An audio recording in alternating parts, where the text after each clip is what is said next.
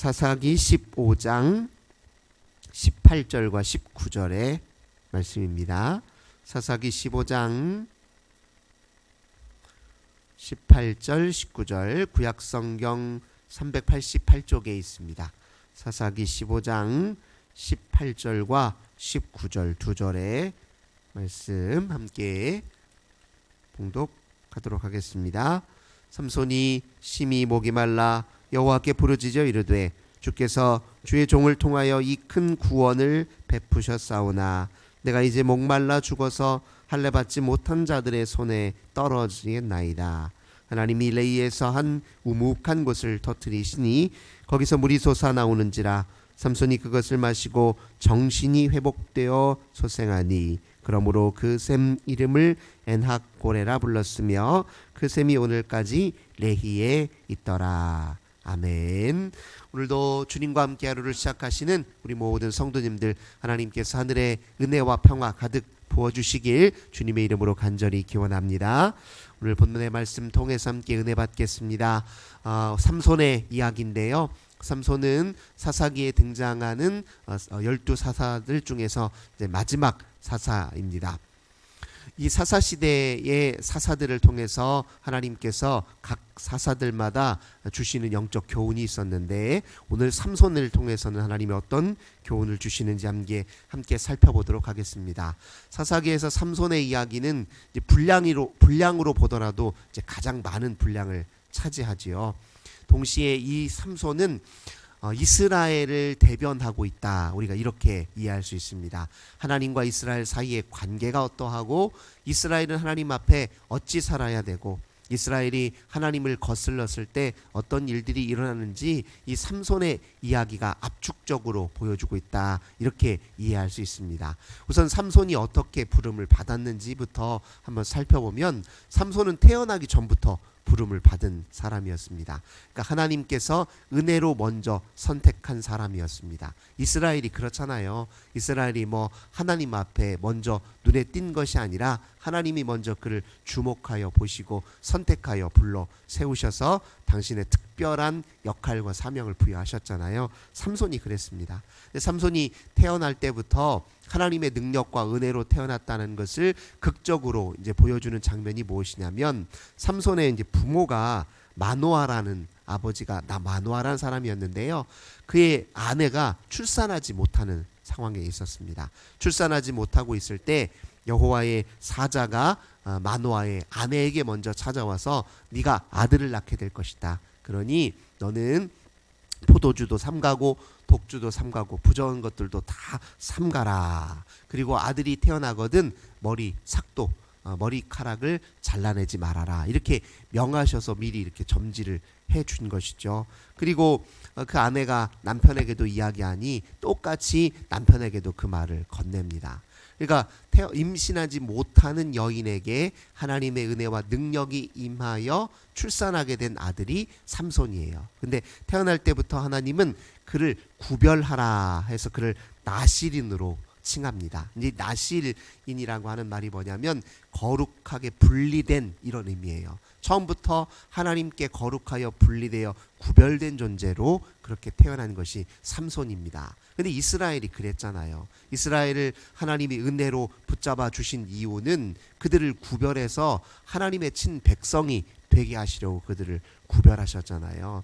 그래서 그들에게 무엇이 주어집니까? 꼭 지켜야 될 명령과 말씀이 주어지는 것입니다. 삼손도 어렸을 때부터 지켜야 하는 말씀이 있었죠. 포도주를 금해야 했습니다. 부정한 음식을 금해야 됐어요. 머리에 삭도, 즉 머리카락을 잘라내서는 안 됐습니다. 그러니까 삼손도 하나님의 말씀에 순종함으로 하나님께 구별되어 살아야 하는 하나님께서 명하신 명령이 있었다는 것이죠.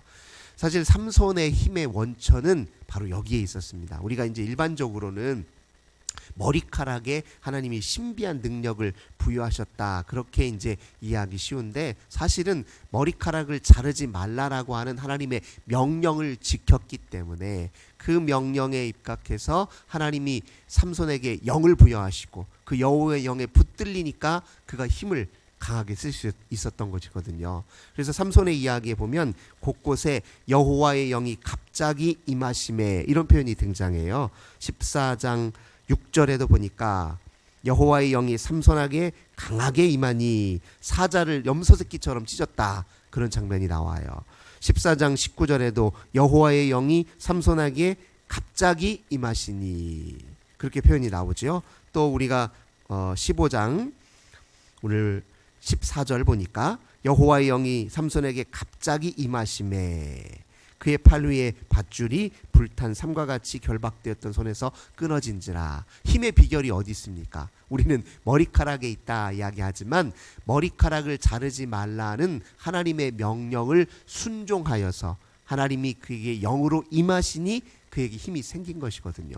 우리 그리스도인에게도 마찬가지잖아요. 우리 그리스도인이 우리 자체가 무슨 강한 힘이 있거나 능력이 있는 것이 아니지 않습니까? 우리가 주님 편에 서서 주의 영을 늘 기대하고 바라고 사모하여 그 영을 기다리니 그 영이 우리에게 임하셔서 우리에게 힘도 주시고 능력도 주시고 지혜도 주시고 은사도 주시는 것이었잖아요. 그러니까 삼손이 해야 될 일은 뭐냐면 자기 힘을 강하게 기르는 데 있는 것이 아니라 여호와 앞에 늘 겸손히 무릎 꿇어 그의 영을 기다리고 바라는 것, 그리고 그의 말씀 안에 온전히 거하는 것, 그게 삼손이 해야 될 중요한 일 아니었습니까? 그게 이스라엘이 또 해야 될 가장 중요한 일이었죠. 그런데 어떻습니까? 삼손은요 시작부터 그 말씀을 사실 어겼습니다. 한번 말씀을 한번 보도록 하겠습니다. 14장 1절 한번 보겠습니다. 삼손이 딥나에 내려가서 거기서 블레셋 사람의 딸들 중에서 한 여자를 보고, 어렸을 때부터 그러니까 조금 자라면서 또 여성의 성에 눈을 뜨기 시작하면서 이 여인이 이방 여인을 또 찾아서 좋아하는 거예요. 그리고 5절에 보니까 이 딥나라는 곳에 어떤 곳이냐면 여기 포도나무 농장이 많은 곳이에요. 삼손이 그의 부모와 함께 딥나에 내려가 딥나의 포도원에 이른 즉 젊은 사자가 그를 보고 소리를 지른지라. 이 딥나에 포도나무가 많다는 얘기는 거기에 포도주도 많다는 이야기잖아요. 그러니까 사실은 포도주도 자기가 취하여 먹었다는 거예요. 하나님 분명히 포도주 먹지 말라 명하셨잖아요. 이방 여인과 구별돼야 살아야 될 나실인이 이방 여인과 또 결합했잖아요. 그 다음에 또 무슨 일이 있었느냐, 8절 9절 한번 보겠습니다. 얼마 후에 삼손이 그 여자를 맞이하려고 다시 가다가 돌이켜 그 사자의 주검을 본즉 사자의 몸에 벌떼와 꿀이 있는지라. 주검은 부정한 동물이잖아요. 부정한 동물과 접촉하는 것은 나실인에게, 구별된 백성들에게는 조심해야 되는 일 아닙니까? 근데 주검에 있는 벌떼와 꿀을 취에다가 9절 보십시오. 손으로 그 꿀을 떠서 걸어가며 먹고 자기가 또 먹고 부모에게 그걸 가져다 줬어요. 그러니까 삼손은 분명히 구별된 사람이지만 그 말씀을 이제 여러 차례 어겼지요. 이스라엘 백성들과 똑같습니다. 이스라엘 백성도 은혜로 먼저 하나님께 선택받고 구원받았는데, 말씀도 부여받았는데 이 말씀을 끊임없이 어겨서 하나님의 가슴을 아프게 했잖아요. 삼손이 마치 이스라엘을 대변하기라도 하듯이 그렇게 일을 벌였다는 것입니다. 하지만 삼손을 통해 하나님이 하시려는 일이 있었잖아요. 당시에 가장 이스라엘 백성들을 괴롭히던 강력한 대적이 바로 블레셋이었습니다. 이 블레셋과의 대결을 위해서 하나님이 택하여 부른 게 삼손이었기 때문에 삼손을 통해서 하나님이 일을 하셨던 것이죠. 불순종하지만 하나님은 그를 버리지 아니하시고 끝까지 부여잡으셨습니다. 그리고 필요하실 때 영으로 그를 붙잡으셔서 그를 통해서 블레셋을 무찌르게 하셨죠. 오늘도 이 본문의 말씀을 보면 또 하나님께서 큰 전쟁을 앞두고 삼손에게 갑자기 영으로 붙잡아 주셔서 15절 보니까 15장 15절입니다. 삼손이 나귀의 새 턱뼈를 보고 손을 내밀어 집어들고 그것으로 1000명을 죽였다, 이렇게 표현하고 있습니다.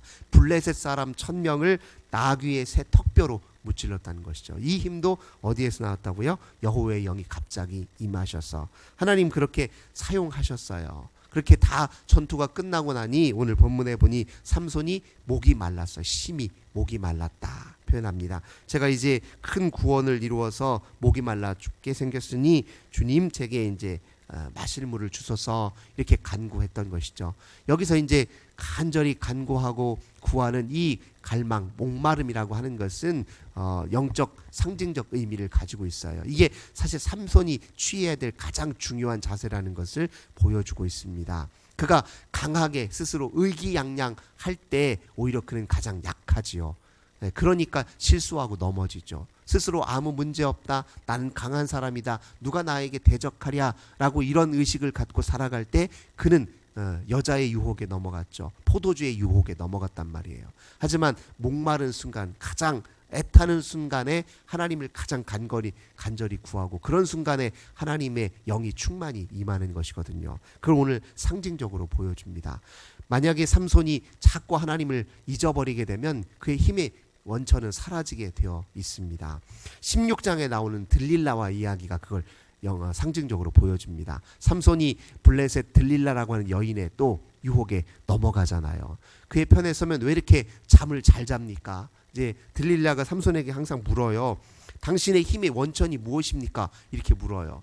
그 비밀을 알려줄 수는 없잖아요. 그러니까 거짓말을 3번 연달아 합니다. 뭐 큰 활로 나를 7번 묶으면 또는 뭐 새 밧줄로 묶으면 뭐 이렇게 거짓말 하는데 그때면 나 그렇게 얘기해 놓고서 들릴라 품에서 잠이 들어요. 근데 이 잠이 들었다라는 말도 이제 상징적 의미를 갖습니다. 들릴라라고 하는 이름의 뜻이 히브리어로 깊은 어둠이라는 뜻이에요. 삼손은 사실 뜻이 태양이라는 뜻입니다. 근데 깨어 있어야 될 사람이 그 깊은 어둠과 유혹 속에 욕망 속에서 잠들어 있어요. 그 잠든 사이에 무슨 일이 벌어집니까? 블레셋이 그를 결박하잖아요. 근데 처음에는 거짓말로 몇 번 이렇게 속였다가 나중에 이제 들릴라가 더 강한 목소리로 어떻게 나를 이렇게 당신 속일 수 있습니까? 나를 사랑하는 것 맞습니까? 하고 온갖 그 유혹의 달콤한 언어로 이야기를 하니까 16장 16절을 보세요. 날마다 그 말로 그를 재촉하여 졸음에 삼손의 마음이 번뇌하여 죽을 지경이라 이렇게 표현해요. 그러니까 또 그 말에 그렇게 또 넘어가서 자기 비밀을 이야기하는 겁니다. 내 머리 이 삭도를 내가 하나님 대지 말라고 그래서 머리카락을 안 자르고 내 이렇게 철저히 다른 건 못 지켜도 이거 하나만은 지키며 살았습니다. 이렇게 비밀을 털어놔 버리네. 그러니까 또 잠든 사이에 머리카락을 다 잘라버린 겁니다. 그러니 힘을 쓸 수 없는 것이죠. 실제 힘을 쓰지 못한 이유는 무엇입니까? 그가 영적으로 잠들어 있기 때문에 그렇습니다. 하나님의 영이 임해도 알아차리지 못하고 또 순종하지 않을 때 우리는 영적으로 잠들어 있는 거예요. 우리 그리스도인들은, 이스라엘 백성들은 가장 기본적으로 늘 주님의 인도하심에 깨어 있어야 되고 주님의 음성에 깨어 있어야 되고 주님이 사인 주실 때 제가닥 알아차리고 순종해야 그게 온전한 주님과의 관계 속에서 건강한 신앙을 유지할 수 있는데 삼손처럼 이렇게 잠들어 있는 순간에 우리를 어둠이 틈타고 우리를 지배해버릴 수 있다는 것을 상징적으로 보여주죠. 그래서 그렇게 유혹에 넘어가서 머리카락이 다 잘려버렸습니다. 하나님 앞에 불순종하여 잠들어서 블레셋의 포로가 되었습니다. 삼손이 눈이 다 뽑혀져 나갔어요. 그들을 삼손을 조롱하려고 많은 이렇게 잔치자리에 모여서 뭐라고 축제를 자기들끼리 열면서 우리 신 다곤이 삼손을 우리 손에 넘겨주셨다. 삼손이 아무리 강하다 할지라도 우리 다곤신이 더 강하다 하면서 삼손을 조롱하잖아요. 눈이 뽑힌 채로 맷돌을 돌리며 그렇게 있고 사람들이 불러다 놓고 조롱하는 그 순간이었습니다. 삼손이 가장 비참한 지경에 떨어졌을 때 또 하나님 앞에 부르짖었어요. 목마른 때에 하나님을 부르듯이 가장 나락으로 떨어졌을 때 하나님께 또 간구했습니다. 마지막 간구의 내용이 16장 28절이에요. 삼손이 여호와께 부르짖어 이르되 주 여호와여 구하옵나니 나를 생각하옵소서. 하나님이여 구하옵나니 이번만 나를 강하게 하사 나의 두 눈을 뺀 블레셋 사람에게 원수를 단번에 갚게 하옵소서. 머리카락이 다 잘렸지만 가장 나락으로 떨어져서 하나님이 아니면 한순간도 살 수 없는 이 순간, 하나님이 아니면 아무것도 할 수 없는 이 순간 주 앞에 기도했을 때 그는 비록 머리카락은 잘려나갔지만 하나님이 다시 새 힘을 부여하셨죠. 그래서 그 모여있던 건물 사이에 기둥을 손에 끼고서 하나님께 기도하고 나서 그 기둥을 무너뜨릴 힘이 하나님을 주셨잖아요. 그 무너뜨려서 그 자리에 있는 모든 블레셋 방백들이 다 삼손과 함께 죽음을 맞이하게 되었던 것이죠. 이게 이제 삼손의 이야기입니다. 하나님께서 이스라엘 백성들을 향한 마음이 사실 이래요. 내가 너희를 구별했을 때는 바로 내 앞에 나의 백성으로 구별되어 살라는 의미인데, 나를 잊고 잠들어 있는 순간 너희의 힘의 모든 원천은 다 사라질 것이다.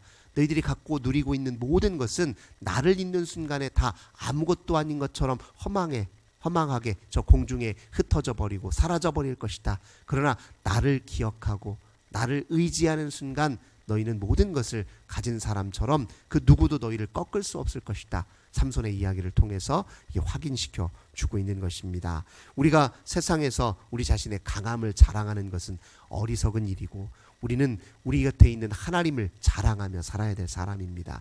주님을 자랑하고 살아가는 사람에게 주님이 그를 부여잡고 또 세상이 꺾을 수 없는 힘으로 그에게 역사한다는 사실을 우리가 반드시 기억해야 될 것입니다. 오늘도 삼손의 이야기를 교훈 삼아서 우리가 어느 순간에 어느 자리에 있든지 내가 하나님 사람이요 하나님께 구별된 사람이니 하나님의 뜻과 마음에 합당하게 삶으로 주님의 능력을 드러내는 그런 삶 살아야 되겠다. 그렇게 결단하고 기도하시는 저 우리 모든 성도님들 되시길 주님의 이름으로 기원합니다. 참 좋으신 주님 감사드립니다. 오늘 삼손의 힘의 원천이 사실은 주님의 영에 있음을 저희들 다시 한번 확인합니다. 가장 목마른 순간에 주님을 구하고 가장 나락으로 떨어졌을 때 간절히 주님을 구했습니다. 삼손처럼 저희들도 겸손히 하나님 주 앞에 주님의 영의 충만함을 구하며 주님 손에 붙들리기를 간절히 간구하여 하나님의 거룩함을 또 주님의 능력을 드러내는 우리 삶을 통해 드러내도록 은혜 베풀어 주옵소서. 주 예수님의 이름으로 간절히 기도하옵나이다. 아멘. 주신 말씀으로 함께 기도하시고 우리 환우들을 위해 기도합시다. 우리 자녀들을 위해서 기도합시다. 우리 교회와 나라와 민족 위해서 또 큰 고난당한 우리의 이웃을 위해서 함께 간절히 주 앞에 기도하겠습니다. 좋으신 주님 감사합니다. 오늘도 주 앞에 나와 간절히 간구할 때 저희들에게 먼저 성령의 충만함 주옵소서. 주님께 붙들려야 우리가 삽니다. 주님께 붙들려야 하나님 주님이 우리에게 맡겨주신 사명을